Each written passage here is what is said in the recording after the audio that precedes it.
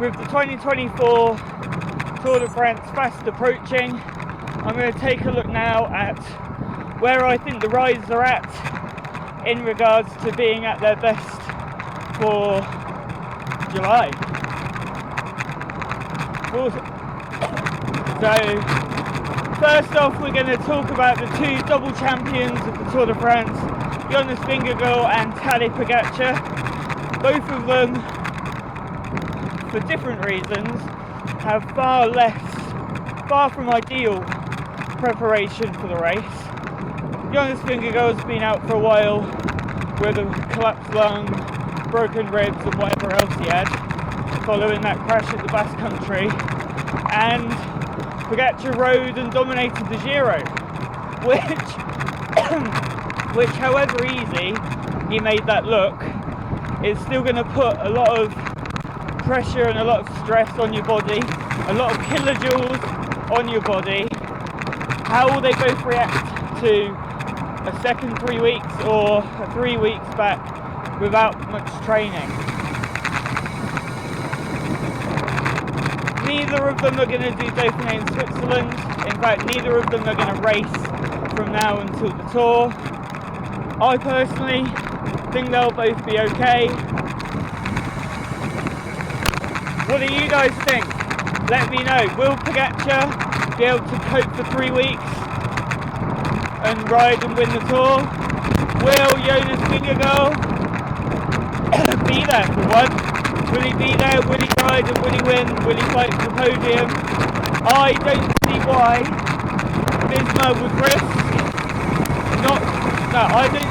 Visma would risk taking him if they don't think he can win the Tour. If they think he can win the Tour, he goes. Okay?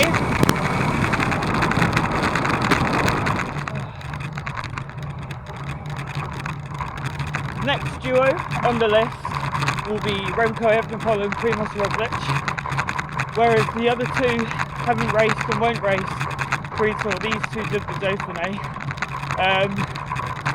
I think we can all agree, again, very mixed, but not wholly surprising. Remco came in having broken his collarbone, saying, I want to win the TT, but anything else is a bonus, and basically that's what he did. So he used it as good training. He got dropped, but he paced it well. Roglič came in probably seeing what could happen, but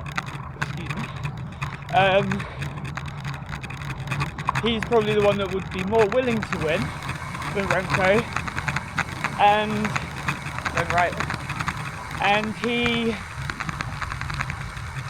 he won the GC, sure, he won 2 stages, did a decent TT, but ultimately he cracked on the final day and he nearly lost the race. And although the sprint stage wins were vintage Roglič, so was the cracking on the final day of a week-long stage race. Paris-Nice, Switzerland, Dauphiné, Romandy, or wherever it is, Tour, he's known for it and he did it again. That isn't a rider capable for me of beating Roglič.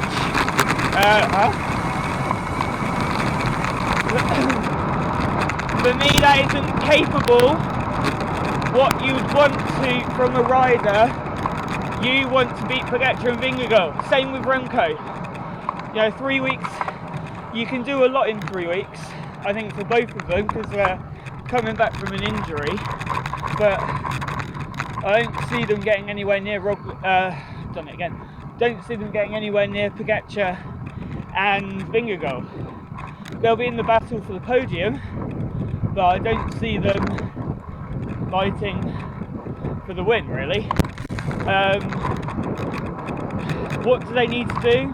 Remco needs to find his climbing legs, and Roglič does as well. What Roglič does have, and Remco not as much, is a strong team fully behind him. Hindley, yeah, his form may be a slight concern, but he had Vlasov, and he had Sobrero, he had Denz, he had flying. You know, Vlasov was incredible. So much for Vlasov will be the one he worries about in terms of the battle for GC. For Remco, he's got a decent team, Van Wilder, Landa, but wasn't quite on the same level as Bora at the Dauphiné.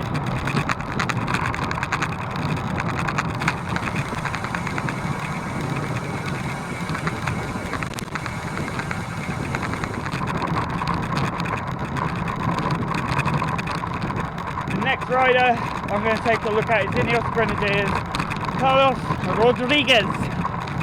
The young Spaniard is probably the best Spaniard to be fighting for the podium. Ayuso probably going to be shackled by Pogačar, especially with his crash and subsequent DNS at the Dauphiné. So it's Rodriguez leads the Spanish charge. Easily the best GC rider on Ineos. Should, all being well, have most support. I think he should have all the support, but particularly in the third week, there is Tom Pidcock to consider, British team. I'll get on to him after Tour de Switzerland is over, but let's focus on Rodriguez. Very consistent season. Second at the Basque Country stage, won the Dauphiné, won the Romandie, and then fourth on the stage at the Dauphiné, as well as crashing hard on that massive stage 5 crash as well. He's clearly a rider that likes it hard, really hard. You saw on that final stage of the Dauphiné that Ineos turned it on the climbs. They had climbing sensation Josh Tarling to support, and well, the Ploys come Super Domestique, come another card to play in GC as well. Where do I think Rodriguez will be? I think he'll be in play for the podium. I think currently I prefer his chances to Evenepoel and Roglic because of how consistent he is and how on those hard days like the Jupan last year he is there. Where he is, I think he is where Ineos expected him to be 3 weeks out from the Dauphiné and vying for the podium. He ain't beating Pogačar, he ain't beating Vingegaard if he's there, nobody will. So Carlos looking good for a battle for the podium. That's the sort of big favourites for the podiums, and now on to the outsiders for a top 5, top 10. And we'll start with the Bora duo of Alexander Vlasov and Jai Hindley. Both rode the Dauphiné in support of Roglic, so you could say mission successful. But both had very different Dauphinés for me. Vlasov was brilliant. He rode in support of Roglic superbly, whereas Hindley did the same. But I think something was missing from his form.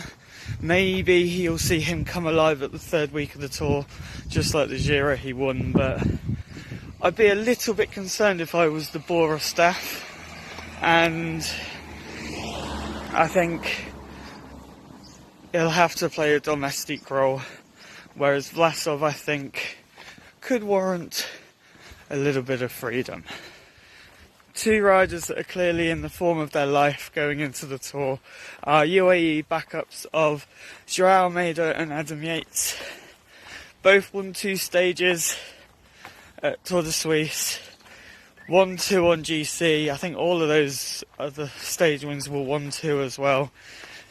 They've really, really come alive this year. In fact, as have UAE as a whole.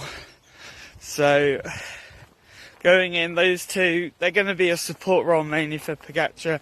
But if Vingegaard is good, which I expect him to be, I don't see why you couldn't use Yates as a carrot. A bit like Roglic did at the Granon with Vingegaard in 2022. Whereas we got the opportunity to see how strong Yates and Almeida are, we didn't quite get that with One Ayuso at the Dauphiné. With the stage 5 crash putting him out of action and DNSing the day after. I think he'll be good though, but he will be fully in the services of Pogačar and behind Yates and Almeida in the pecking order.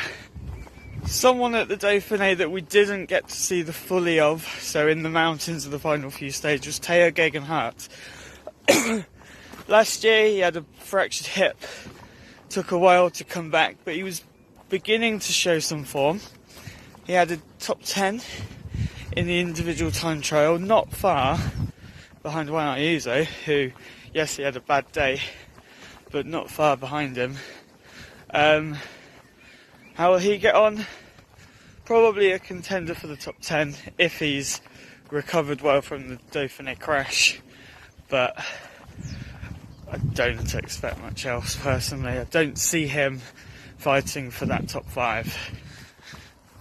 The French hope for a decent GC at the Tour is David Gaudu from Groupama FDJ, and well, he'll be lucky to top 15. Personally, on the form he's in, I think he should go for breakaways, go for stage wins and a tilt at the KOM jersey.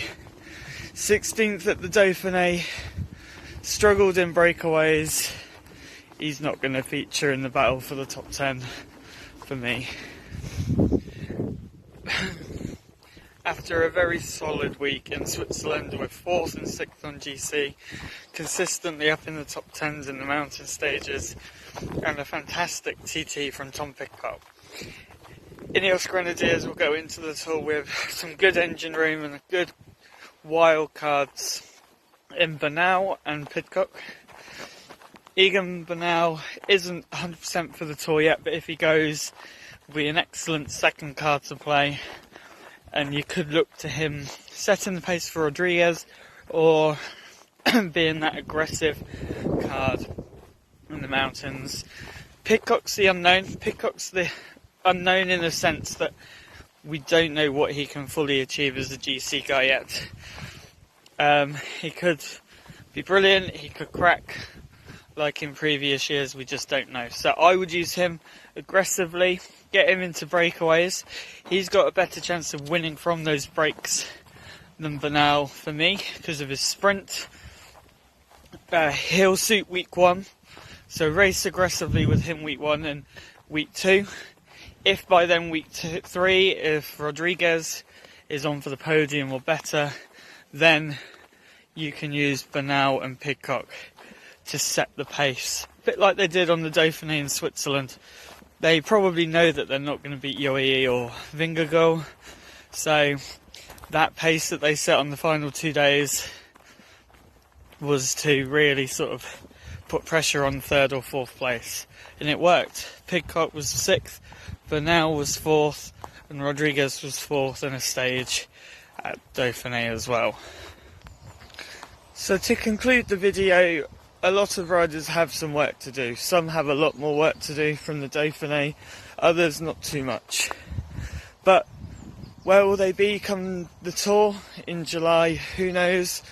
Join me later on, either this week or next week after the Nationals, for a preview show of the teams, the jerseys, and who I think is going to win the Tour de France. Because it's actually quite a tough one this year with the unknown about Pogačar and Vingegaard. Thank you, and I'll see you then.